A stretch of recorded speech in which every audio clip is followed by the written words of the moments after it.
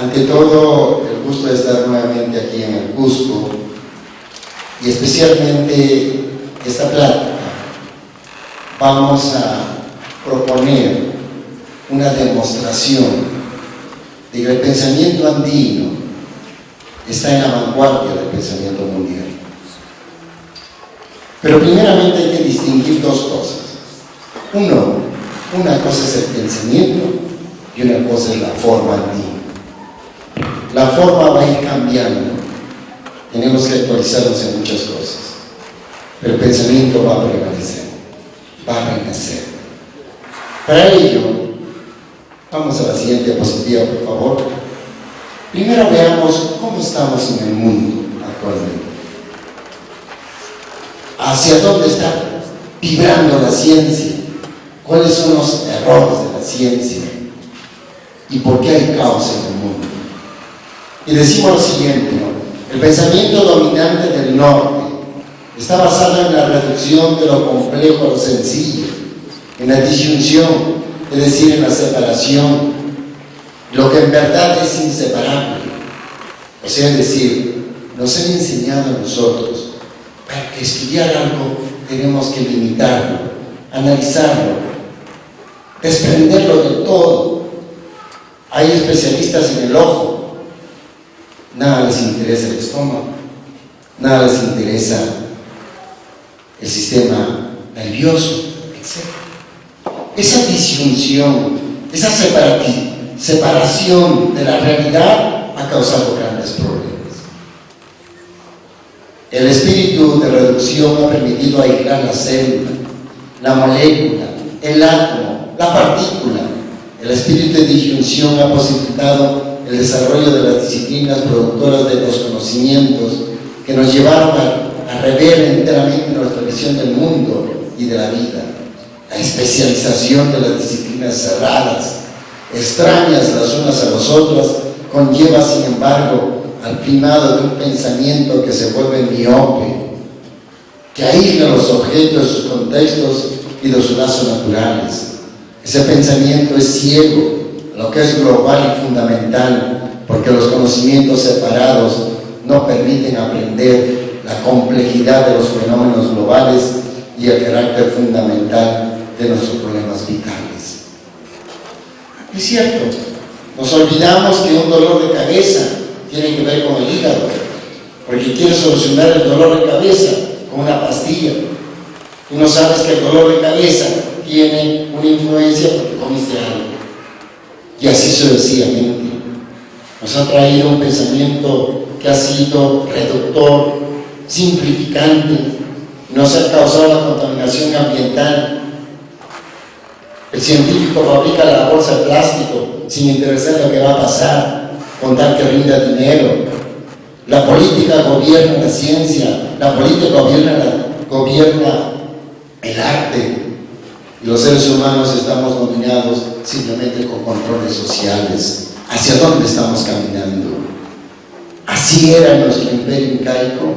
¿Así era nuestro Tahuantinsuyo? Pues revisemos a ver qué dice ese pensamiento del sur. Vamos a la siguiente. El pensamiento fundado en la noción del homo economicus, determinado únicamente por el interés personal, es ciego a todo lo que escapa a ese interés. El amor, la dádiva, la comunión, el juego. Podemos incluso decir que las conquistas del norte, tan importantes en el plano individualismo, al permitir la autonomía de la vida, ocasionaron al mismo tiempo procesos egoístas, egocéntricos, ligados a la degradación de las solidaridades tradicionales y del sentimiento de responsabilidad con relación a todo de lo que formamos parte. Vamos a aclarar un punto interesante. ¿A qué le llamamos pensamiento del norte? ¿Y a qué le llamamos pensamiento del sur? Cuando el mundo islámico conquistó Europa, le dio la cultura a Europa. Se crearon las universidades. Europa era un continente ignorante por el siglo X. Y entonces, por lo tanto, cuando llegaron los musulmanes, hicieron el mapa geográfico y ellos dijeron: nosotros somos el norte y ustedes son el sur, porque la barbarie. El eje estaba al revés en el siglo X. Pero los musulmanes, que tenían demasiada cultura para Europa, fueron exterminados y expulsados de Europa. Y entonces los europeos se apropiaron de la cultura, de las matemáticas de los árabes, que tanto adelanto dio el mundo europeo. Y entonces cambiaron la figura. Nosotros somos el norte, ustedes son el sur. El sur es ignorancia, el sur es sentimentalismo. Nosotros somos los que dominamos el norte. Y así conquistaron América. Y al conquistar América, aquí le llamaron los del sur, porque los del norte es Europa, es el que domina. Y le llamaron indio, que quiere decir que no tiene alma. Hasta que Bartolomé de las Casas intentó sublevarse de tal noción. Se mataban a los oriundos porque no tenían alma. Y era permitido matar a un inca, era permitido matar a un maya. ¿Por qué? Porque somos del norte. ¿Y el sur? ¿Dónde está el pensamiento del sur? Vayamos a la siguiente, por favor. La misión del pensamiento del sur sería, por tanto, restaurar lo concreto, la existencia, lo que existe de afectivo en nuestras vidas, restaurar lo singular, no disolverlo en un universal abstracto, sino integrarlo en lo universal concreto que conecta la unidad a la diversidad, restaurar el contexto y lo global. Es un pensamiento que debería empeñarse en restaurar las solidaridades concretas y no solo las solidaridades que se degradaron en nuestras civilizaciones occidentalizadas o nortificadas, sino también la nueva solidaridad planetaria, cuya necesidad es vital para nosotros. Queremos una mundialización de solidaridad y de comprensión, una religión de la fraternidad humana en el sentido cuñado por mí, la tierra es mi patria. Cuando el ser humano se va a identificar que su tierra es su patria, estamos aprendiendo del pensamiento del sur, del pensamiento andino. Sin embargo, este pensamiento andino tiene que reestructurarse, y tiene que reestructurarse bajo el avance del mundo, de la vanguardia de la filosofía. Actualmente, la ciencia ya está cuestionada. La racionalización nos ha traído 2 guerras mundiales. La forma de observar la ciencia de una manera en la cual sea el medio para que la política domine el mundo está echándose a perder el mundo. Entonces, por lo tanto, antes de pasar ahí, vamos a la siguiente diapositiva, por favor. El pensamiento del sur debería restaurar valores que en él permanecen fuertes, como el sentimiento del honor y de la hospitalidad. Debería promoverse la regeneración ética a fin de poder regenerarse las solidaridades y las responsabilidades, al mismo tiempo en que se defendería la autonomía moral e intelectual, doble y una. Esa autonomía comporta la búsqueda de la verdad y la apertura estética que nos hace estar plenamente conscientes de las inmensas emociones propiciadas por las artes, por la literatura, por el espectáculo de la naturaleza.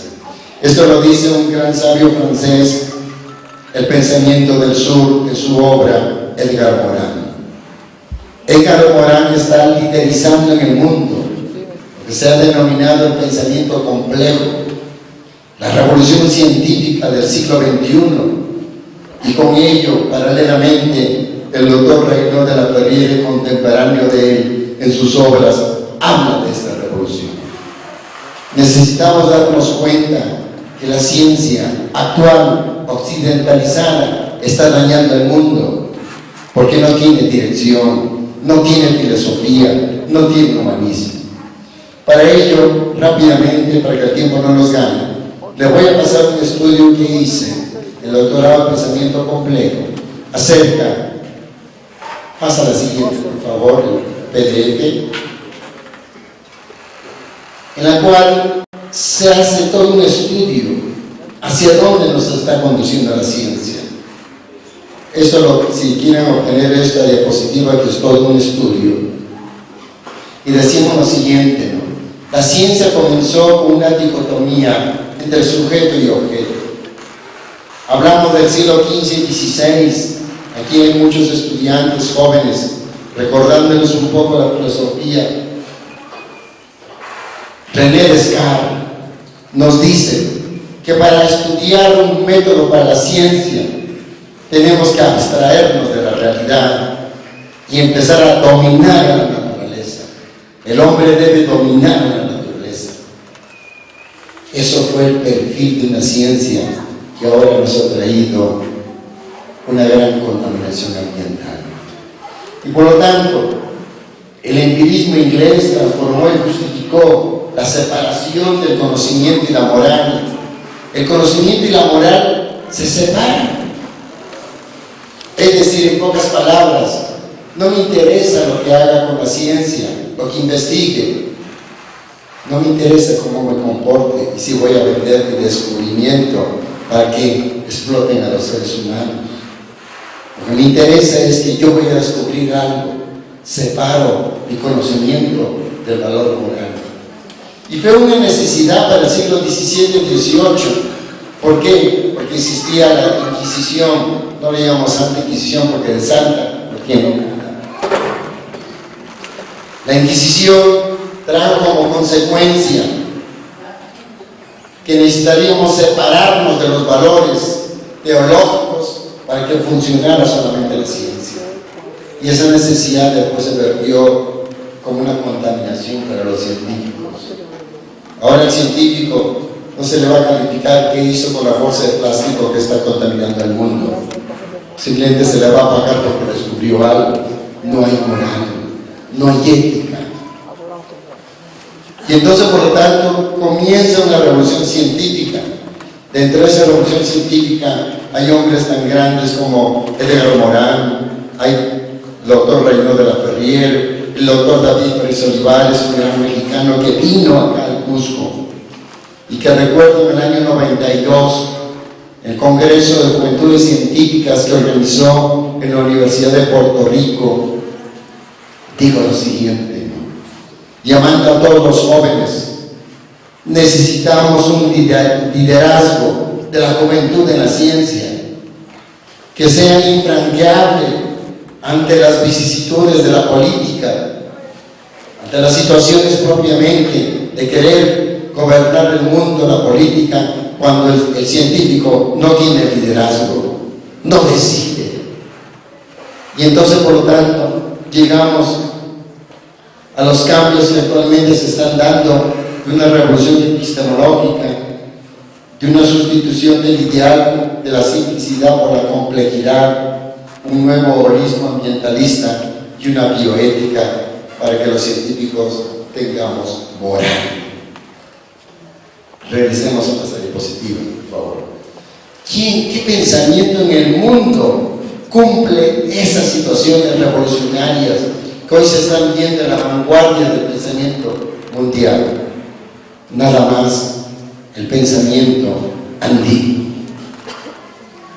Pero queridos cusqueños, queridos peruanos, no estamos durmiendo en nuestros laureles. Estamos sentados, como decía grandes autores, en una silla de oro y no sabemos lo que tenemos. Fíjense, para ello el mundo vive una crisis. Y cuando hay crisis, cuando un sistema, que es el sistema Tierra, no es capaz de tratar sus problemas vitales y fundamentales, se desintegra.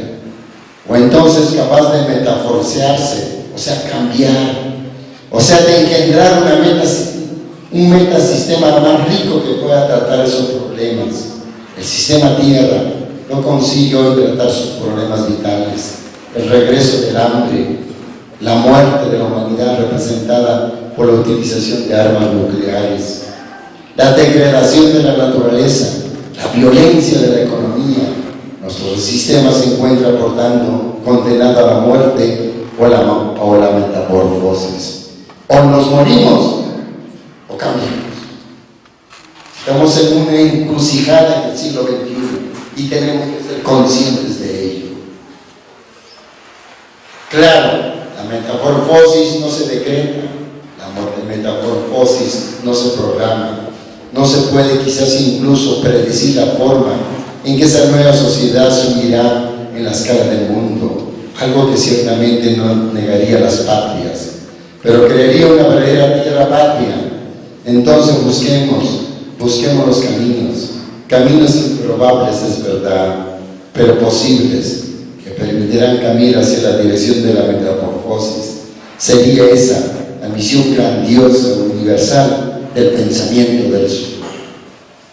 Nosotros en nuestras raíces estamos preparados para cambiar el mundo. Sin embargo, nos dejamos llevar por el control social, nos dejamos llevar por nuestros vicios y malas costumbres. Debemos recuperar nuestra identidad. Para ello, rápidamente les voy a dar cuál es ese pensamiento del nuevo milenio que se está dando en la revolución científica y el pensamiento andino. Fíjense, el pensamiento andino he tomado de muchos autores que coinciden, porque hay muchas vertientes, pero tomo nada más lo principal. ¿Qué nos dice el pensamiento andino? El pensamiento andino nos dice: la cultura andina se desarrolla siguiendo las pautas establecidas por el gran telar del universo. Es decir, todo está organizado como una multitud cósmica, sobre la cual el andino organizó y diseñó la trama cultural de su pensamiento holístico, de su pensamiento integral, de su pensamiento global. Estamos en un telar cósmico. Y el pensamiento complejo, ¿qué es el pensamiento complejo? Actualmente la vanguardia, complejo viene de complexus, de telar, de trama, y es lo mismo que se hablaba siglos antes aquí en el mundo andino. Dice en el nuevo milenio, en el siglo XXI, la primera de las características de las cuales hemos definido un sistema complejo es estar constituido por un conjunto de objetos, los elementos del sistema, en continua interacción. Esto implica que el sistema como totalidad tiene propiedades que no son la simple adición de las propiedades de los elementos. Que el sistema tiene una estructura determinada por el conjunto de relaciones entre los elementos y no por los elementos mismos. Que las relaciones que caracterizan la estructura constituyen vínculos dinámicos que fluctúan de manera permanente y eventualmente se modifican de forma sustancial, dando lugar a una nueva estructura. Filósofo García, 2006, página 125. Fíjense, el pensamiento complejo nos da ahora, en este instante en la ciencia, de poder observar diferentes realidades como uno solo. Nosotros no solamente somos intelectualismo, también tenemos sentimiento, también tenemos emociones. Cuando esas emociones, sentimientos opacan tu racionalidad, entonces gana la hormona más que la neurona y entonces estás desintegrado. Y para colmo, te vas a un psicólogo y el psicólogo no te puede resolver nada de lo físico cuando estás más mal en el físico que en la cabeza.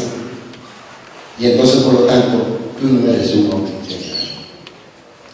El mundo andino, el andino era integral, porque sus emociones, sus sentimientos estaban en armonía con lo que estaba pensando.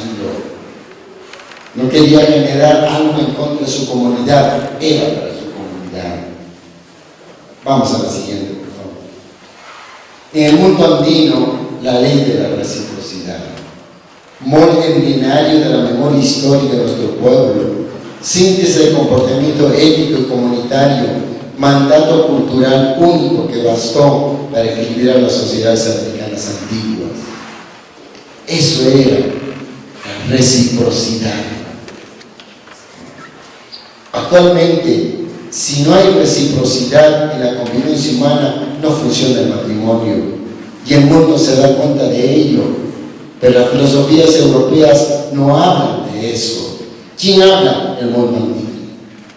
Pero el mundo andino está occidentalizado actualmente. No vivimos como andinos, vivimos como occidentales. Y tenemos que recuperar la identidad nuestra. Y entonces, por lo tanto, en el pensamiento complejo se habla el principio de causalidad compleja que comporta la causalidad mutua interrelacionada, Maruyama, interacciones, retrasos, interferencias, sinergias, desviaciones, reorientaciones, principio endocausalidad, que es lo que los fenómenos de autoorganización conciernen. O sea, quiere decir que todo está íntimamente unido, que nosotros no podemos desligar, no, de lo que estoy pensando, de lo que estoy diciendo y de lo que estoy haciendo. En el mundo andino se daba eso, esa integridad. Actualmente estamos occidentalizados, tan occidentalizados que lo demuestro con un solo ejemplo. Fíjense, el varón pierde la costumbre en la casa de tener sentido común. Se va al supermercado, ¿no?, y compra todo lo necesario para la casa. Y llega a la casa y la esposa le dice: ¿compraste leche? No me dijiste. Tenemos bebé. Cierto, estás occidentalizado.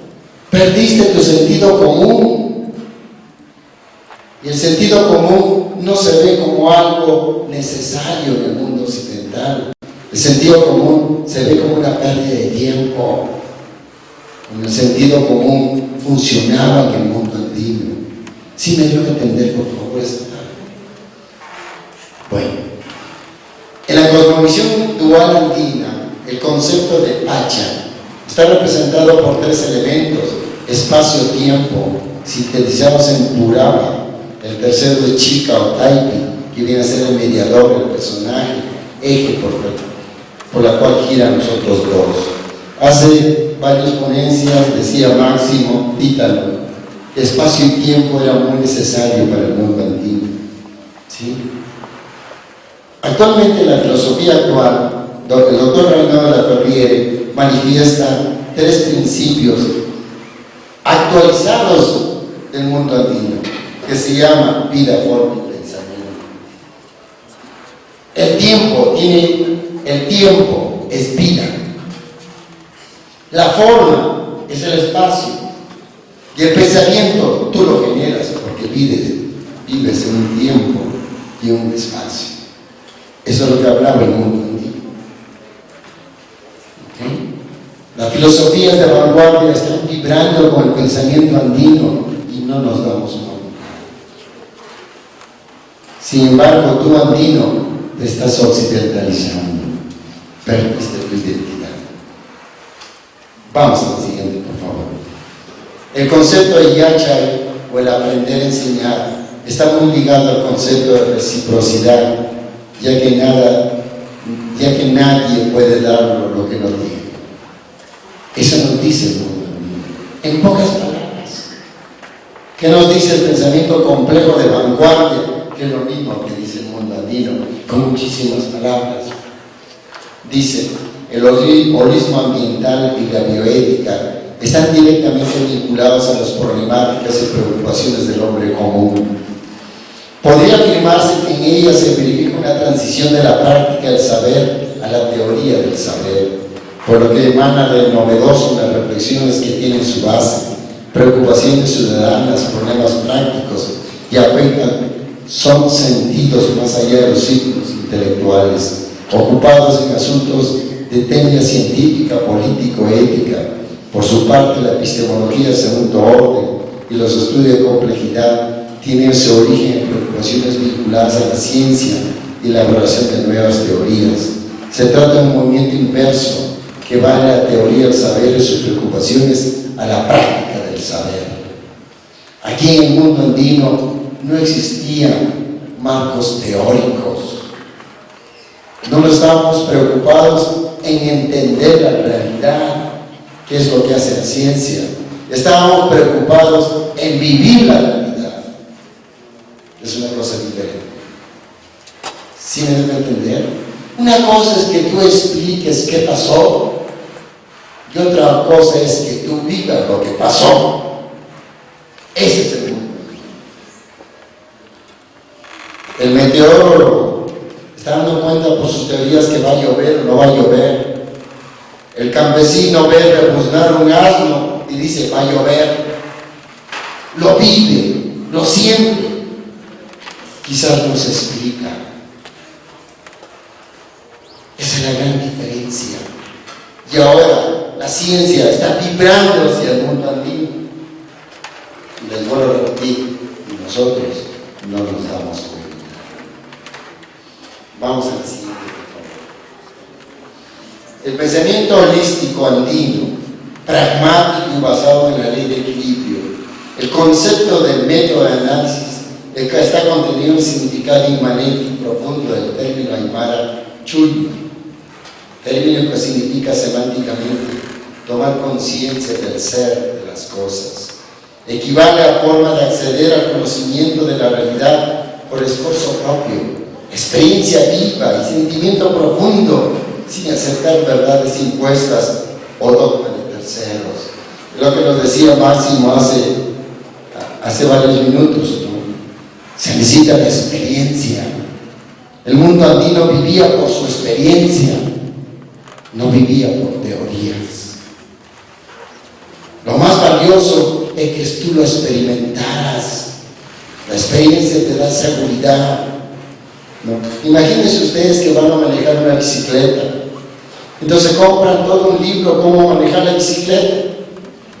Se compran todo un libro cómo reparar la bicicleta, pero no se atreven a montar la bicicleta.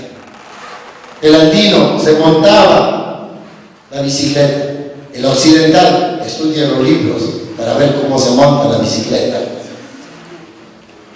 ¿Sí me debo entender, por favor? ¿Qué cosa es el mundo andino?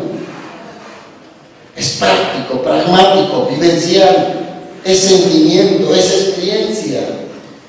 Cosas que se han desvalorizado en el mundo occidental. Entonces vayamos a lo que dice los descubrimientos del mundo occidental. La acción escapa a nuestras intenciones. Aquí interviene la noción de la ecología de la acción.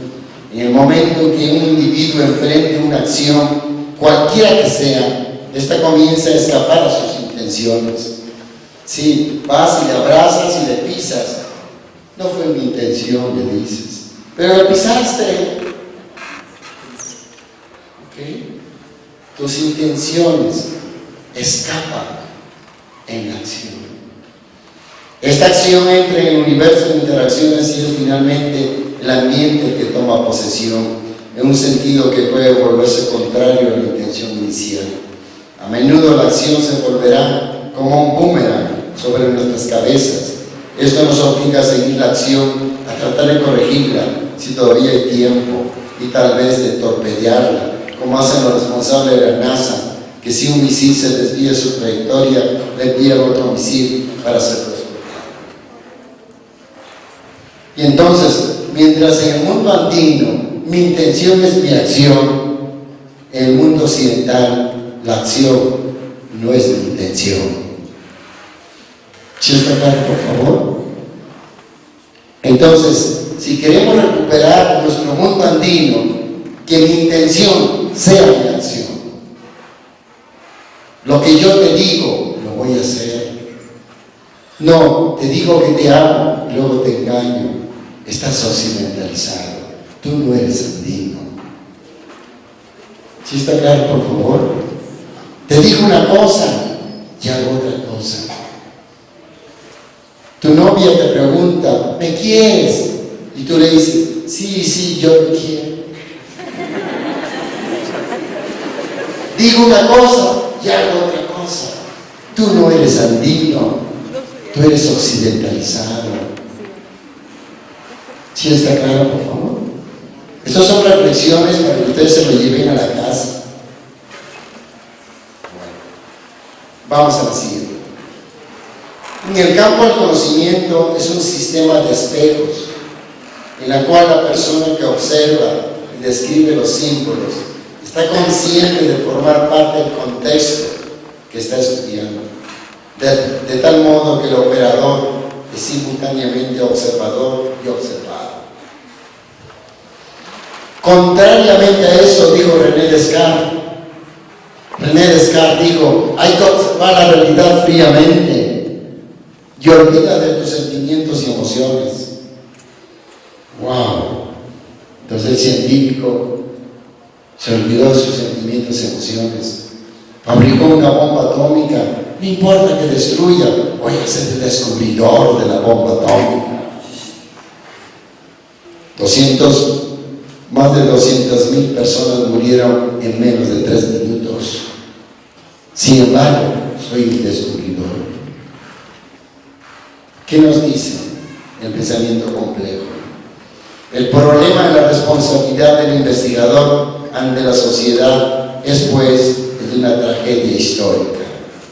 Y su terrible retraso en relación con la urgencia lo hace de una urgencia aún mayor.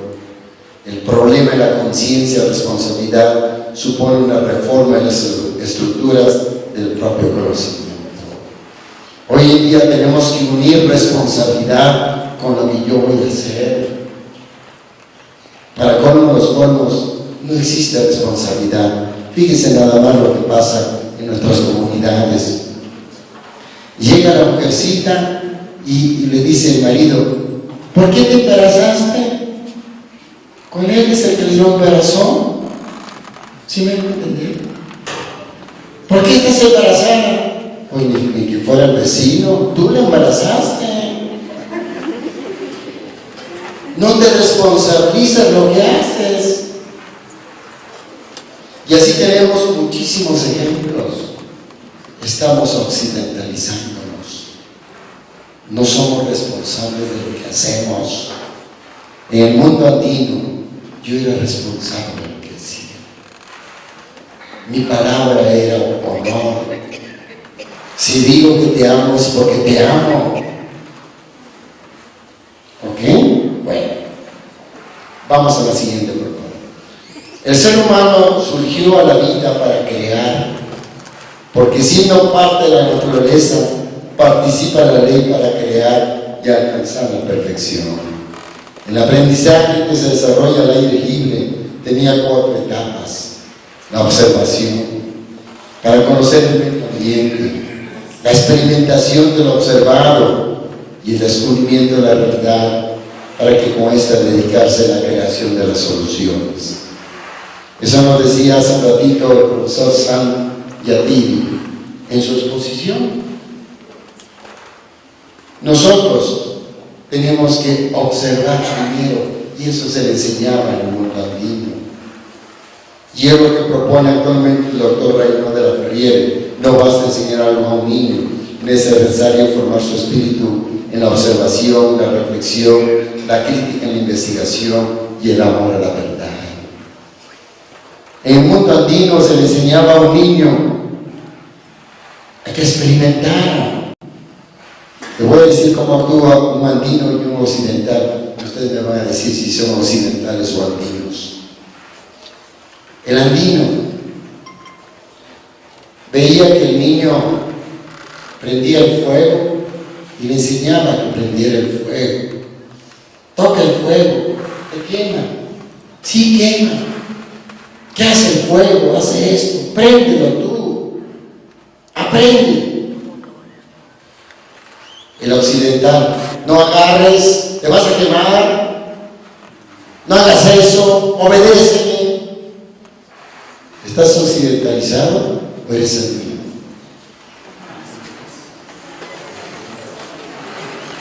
No querías que experimentara el niño. No le enseñabas con la observación y con la reflexión. El occidental regaña. El occidental impera, el occidental somete, el andino participa, el andino enseña, comparte. Vamos a la siguiente, por favor. El más fuerte y el más débil en una sola unidad sembiótica, dialéctica, que prueba la unidad de los contrarios en la cultura antigua. Mientras Pachacútec conquistaba los pueblos para educar a los pueblos, Carlomagno conquistaba los pueblos para someter a los pueblos. Dígame la diferencia. ¿Qué haces tú ahora? ¿Sometes a tu vecino? ¿Sometes a tu hijo? ¿Sometes a tu pareja? Estás occidentalizado. Tengo que decirte que no eres andino. Solo una razón abierta puede y debe reconocer lo irracional, azares, desórdenes, aporías, brechas lógicas, y trabajar con lo irracional. La razón abierta no es represión, sino dialogar con lo irracional. Generalmente el occidental actúa así: yo tengo razón y yo tengo la verdad y tú te callas. Eres occidental. El andino pregunta, comparte. Quizás de repente esa persona está agarrando un cachorrito y el occidental dice: no agarres, es un animal. El andino te dice más bien: cariño, es parte de ti, es parte de nuestro hogar.